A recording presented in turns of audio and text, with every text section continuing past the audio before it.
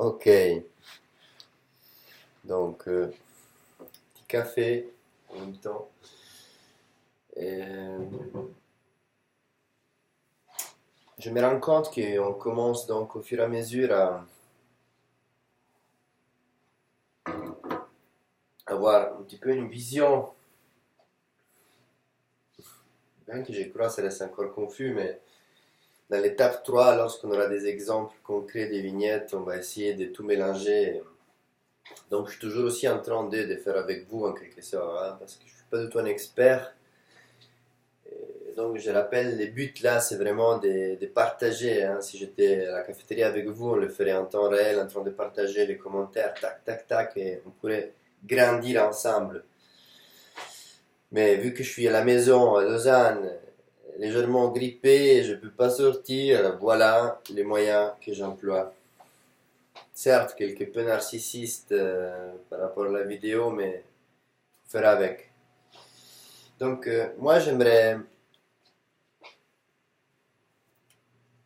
gentiment avant d'attaquer Winnicott, il me faut beaucoup d'énergie pour réussir à synthétiser tout ça, mais on est en train d'y arriver. Mais il y a une petite chose qui est importante pour moi, pour, euh, pour nous, c'est dans ces carrés-là, hein. Donc c'est dans l'idée de la différenciation entre les modèles, hein, les points de contact et les disjonctions. Donc si je reprends ces carrés, que c'est important pour nous. Donc là, dans les modèles plutôt freudiens, dans les modèles plutôt dialectiques, donc walloniens, il y a une très grande importance à l'aspect. Donc là, je triche en même temps, je regarde un petit peu les notes. Excusez-moi parce que c'est mieux. Donc, chez Freud, un point très important, c'est que quand même, lui, il prend en considération l'aspect psycho-affectif. C'est-à-dire que l'aspect affectif, donc l'aspect émotionnel, je ne l'ai pas assez mis en évidence. Par contre, au contraire, pas du tout, parce que de façon qu'on puisse vraiment différencier les deux approches. Donc tout d'abord, ok, chez Freud c'est psychoaffectif, chez Vallon c'est une vision plus globale, parce qu'il prend en compte dans une dialectique marxiste, pragmatique, qu'on va utiliser simultanée des termes qui peuvent nous aider à comprendre vraiment la vision plus globale, l'aspect affectif est plus global. Quand on dit chez Vallon, les aspects, quand on dit global, il prend en considération les aspects sociaux, les aspects cognitifs, et là-dedans, il va aussi tout ce que c'est l'aspect affectif. Chez Freud, au 19e siècle, à cette époque-là, c'est vrai qu'on a beaucoup de raisons, hein. On a parlé des Lumières, hein. On a parlé des Lumières.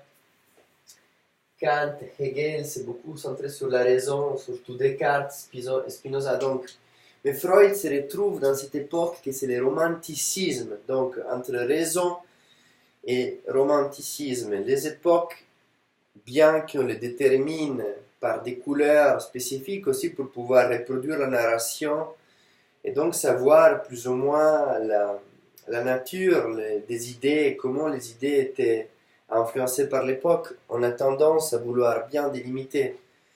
Mais rien n'est jamais figé. C'est comme Il y a toujours une porosité.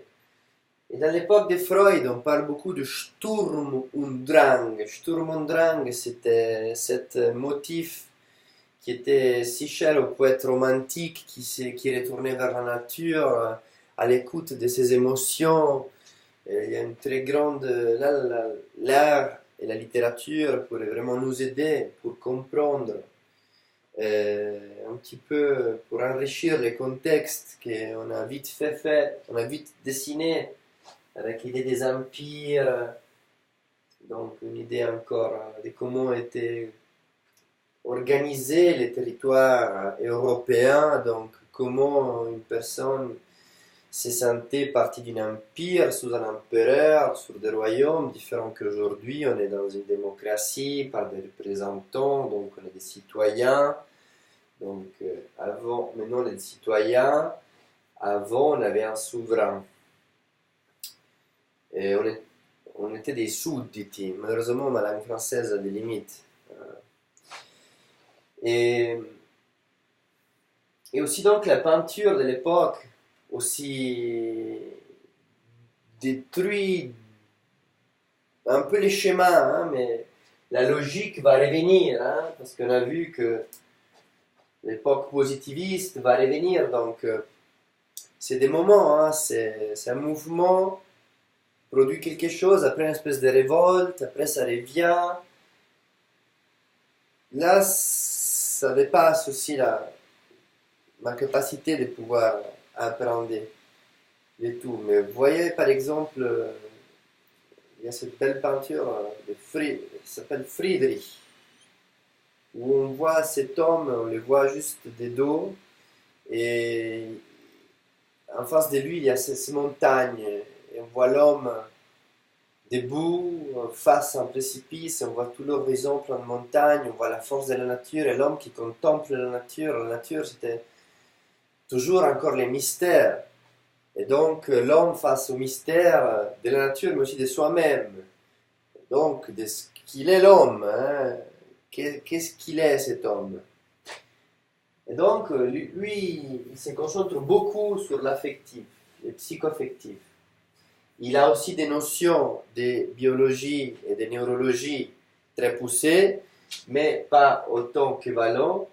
Et donc, les choses ne sont pas vues dans une vision globale, hein, sont vues à des moments, sont distincts les choses.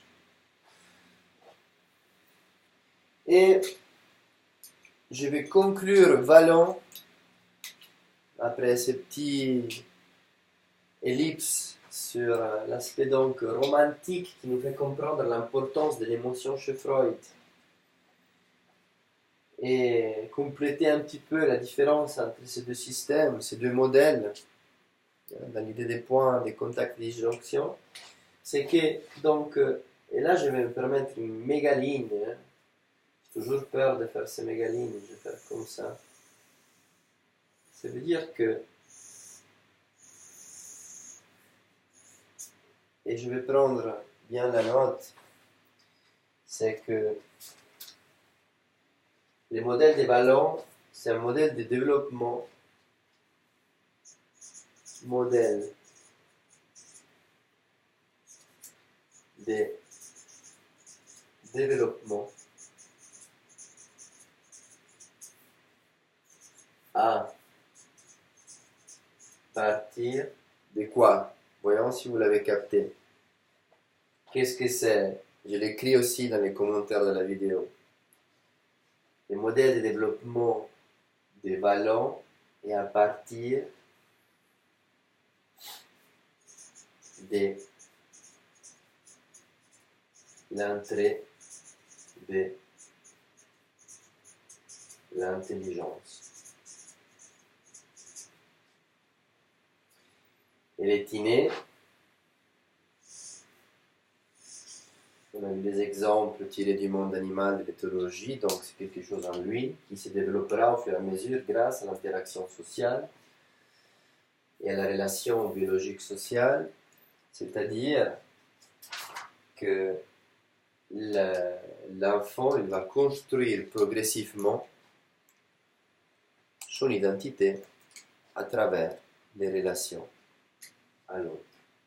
Et ça aussi, je vais l'écrire parce que ces conceptions qu'on retrouve dans les modèles des Vallon, ils vont aussi aller déjà vers Winnicott. Donc, je vais les dire. Donc, quand on dit il, l'enfant, ou en tout cas, on pourrait dire construction progressive